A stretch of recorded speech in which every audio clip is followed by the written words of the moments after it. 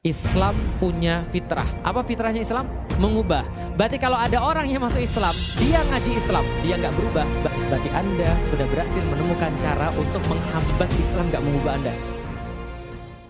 Islam itu ketika kita pahami sebuah fitrahnya, Islam itu fitrahnya ngubah. Islam itu fitrahnya apa? Mengubah orang. Islam tuh fitrahnya apa? Naikin orang ke posisi yang paling tinggi. Islam tuh fitrahnya apa? Memuliakan orang. Artinya teman-teman sekalian yang insya Allah dirahmati Allah. Kalau antum berislam, sampai sekarang udah berapa tahun saya nggak tahu. Lalu antum nggak jadi istimewa, selamat. Antum sudah menemukan cara menghambat diri sendiri. Paham sekalian? Karena Islam tuh kalau diikutin aja, Anda nggak perlu effort ya. Anda nggak perlu effort. Islam tuh diikutin aja, Anda jadi tinggi. Anda jadi hebat, Anda jadi luar biasa. Jadi ketika ada orang nanya pada saya, Ustadz gimana sih belajarnya bisa jadi kayak gini? Saya bilang gini, orang tuh ada beberapa tipe. Satu, tipe manusia biasa kayak saya. Dua, tipe orang-orang jenius kayak Ustadz Adi Hidayat, paham ya? Nah itu bukan manusia, jadi nggak usah dihitung gitu kan ya. Nah saya cuma bahas orang yang manusia normal. Manusia normal tuh kayak saya. Artinya saya itu normal, Anda lihat saya tuh kayak istimewa padahal saya tuh normal. Saya tuh no effort loh masuk Islam. Paham gak sih maksud saya? Saya cuma ngikutin aja Islam, udah ikutin aja. Karena Islam fitrahnya itu mengubah. Islam tuh fitrahnya menjadikan seseorang tuh lebih daripada yang lain. Islam tuh secara fitrah menjadikan Anda lebih mulia daripada yang lain. Gimana enggak? Orang lain gak mikirin akhirat, antum disuruh mikirin. Betul enggak? Orang lain disuruh gak usah mikirin surga neraka, antum disuruh mikirin. Orang lain aturannya cuma dikit, antum aturannya banyak. Secara fitrah, kalau antum ikutin Islam, antum pasti jadi istimewa. Paham ya? Kenapa? Karena saya sudah mulai. Kalau orang memahami Islam secara benar, yaitu Islam adalah sebagai way of life. Islam bukan sekedar agama. Karena kalau kita sudah berpikir Islam sebagai way of life, maka fitrahnya atau kewajaran daripada way of life dia mengubah. Paham maksud saya? Maka tadi saya bilang kan, kalau dia sudah menjadikan way of life berarti pertanyaannya bukan yang mana yang berubah dari hidup dia. Tapi pertanyaannya adalah yang mana yang gak berubah dalam hidup dia. Orang omongannya sudah berubah, cara pikirnya sudah berubah, yang didengar semuanya berubah, yang dilakukan semuanya berubah, kebiasaannya semuanya berubah. Lantas kehidupannya gimana gak berubah? Gak mungkin. Sekarang saya tanya, sebelum saya masuk Islam, saya bangun jam berapa? Sebelum saya masuk Islam, saya bangun jam berapa? Gak tahu, kira-kira aja bangun jam berapa? Saya bangun jam 6:30. Sebelum saya masuk Islam, atau jam 7 sebelum saya masuk Islam. Setelah saya masuk Islam, saya harus bangun jam berapa? Jam berapa? Oh yang gak seberiman itu saya pas baru masuk Islam. Saya baru masuk Islam itu bangun itu pas azan. Itu pun dibangunin sama orang. Pertanyaannya, saya bangun lebih cepat atau saya bangun lebih lambat daripada the rest of others? Saya bangun lebih cepat atau saya bangun lebih lambat? Lebih cepat. Artinya orang yang bangun lebih cepat itu punya waktu lebih banyak, early birds. Makanya kalau pendaftaran seminar banyak banget yang ditolak masuk di sini karena saya cuma batasin yang masuk itu masuk kompleksnya sekitar 400 orang. Jadi banyak banget yang kemudian ditolak, kenapa? Karena mereka nggak duluan, paham ya? Nah orang yang daftar seminar aja, orang yang bukan muslim aja paham, early birds itu dapat keistimewaan. Kenapa? Burung yang terbang lebih pagi punya makanan gandum-gandum yang bisa dia pilih.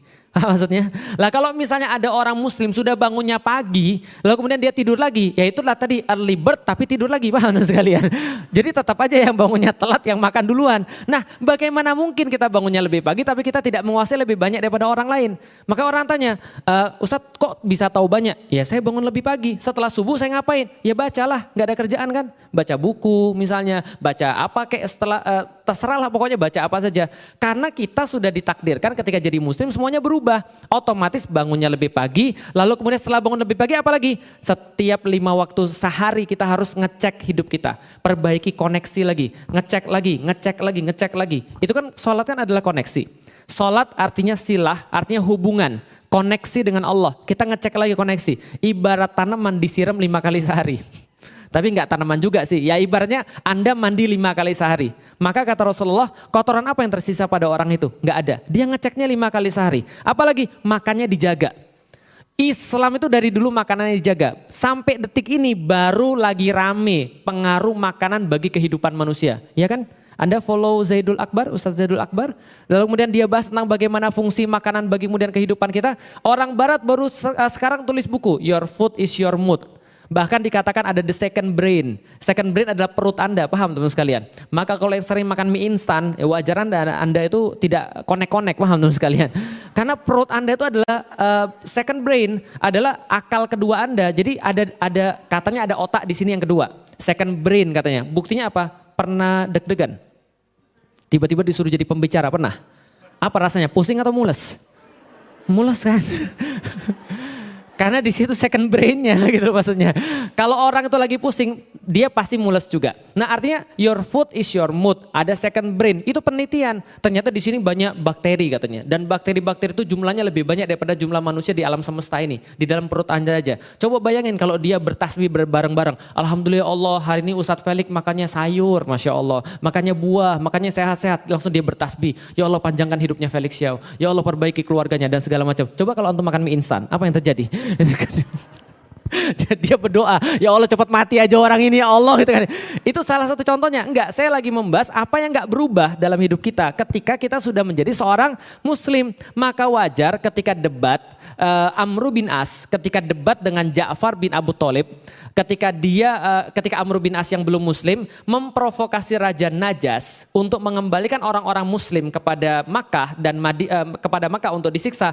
Ja'far bilang gini, apa salah kami? Kami dulu makan babi, kami dulu makan darah, kami dulu berzina, kami lihat orang tua kami ejek, kami lihat anak muda kami ganggu, kami lihat cewek-cewek kami nafsu, kami kemudian makannya nggak diatur, kami suka bohong, kami bunuh anak-anak kami sendiri, kami berzina dengan bahkan ibu kami sendiri.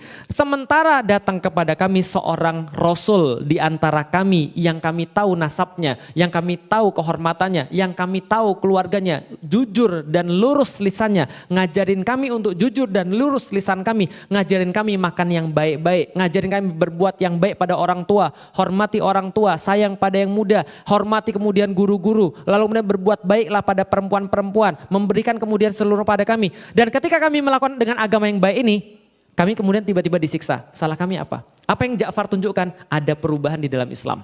Ada sebuah delta di dalam Islam. Allah sampaikan di dalam Al-Quran. Ketika orang itu sudah mengalami perubahan dengan Islam. Allah katakan, wa in kanu min qablu lafi dhalalim mubin. Sebelumnya mereka adalah orang-orang yang sangat parah dalam kehidupan mereka. Tapi menjadi hebat. Antum ingat siapa di antara para sahabat? Sebutin salah satu. Sahabat siapa? Umar. Antum tahu Umar siapa dulunya? Bukan siapa-siapa. Umar itu adalah bagian daripada orang-orang Quraisy. Dia penggembala juga, dia tidak terkenal, ya terkenal tapi tidak terkenal setelah dia masuk Islam. Tapi setelah dia masuk Islam, semuanya berubah.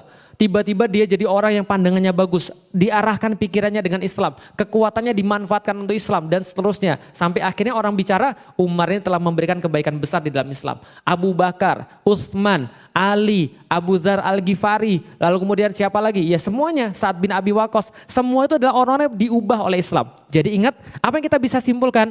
Islam punya fitrah. Apa fitrahnya Islam?